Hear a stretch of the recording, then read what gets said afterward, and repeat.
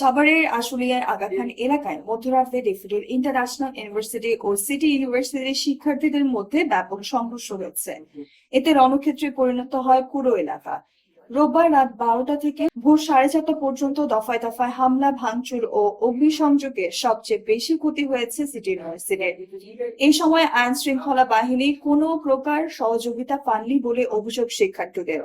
প্রত্যক্ষদর্শীরা জানান, এই এলাকায় ডেফোডিল ইউনিভার্সিটির শিক্ষার্থীরা মিলে একটি বাসায় থাকেন। বাসাটি ব্যাচেলর প্যারাডাইস হোস্টেল নামে পরিচিত।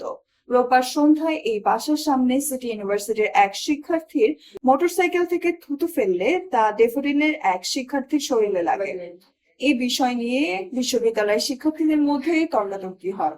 পরে রাত 9টার দিকে সিটি ইউনিভার্সিটির প্রায় 40 থেকে 50 জন শিক্ষার্থী দেশীয় অস্ত্র ও ইট পাটকেল নিয়ে ডেফোডিল শিক্ষার্থীদের ওই বাসায় হামলা চালিয়ে ভাঙচুর করে।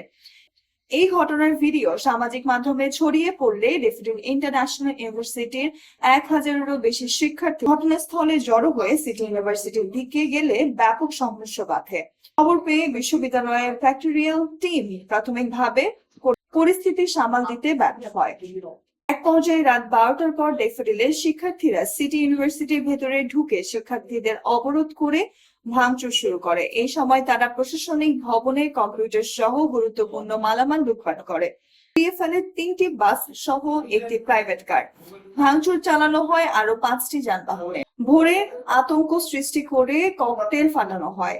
এতে উভয় পক্ষের অন্তত শতাধিক শিক্ষার্থী আহত হন। ভোর 4:30টায় সিটি ইউনিভার্সিটির এক শিক্ষার্থী জানান, বিশ্ববিদ্যালয়ের বেশ কিছু জায়গায় আগুন দেখা যাচ্ছে।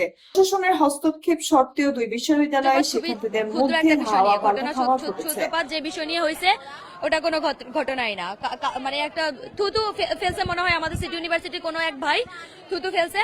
ওই থুতু ফেলছে ওইটা মনে হয় ড্যাফোডিলে কোনো এক শিক্ষার্থীর গায়ে গিয়ে পড়ছে। তো সেই ক্ষেত্রে যখন পড়ছে তখন ওইখানে সরি বলছিল, কিন্তু ওরা নেমে থাপ্পড় দিচ্ছে এরকম কিছুই আমরা শুনছি।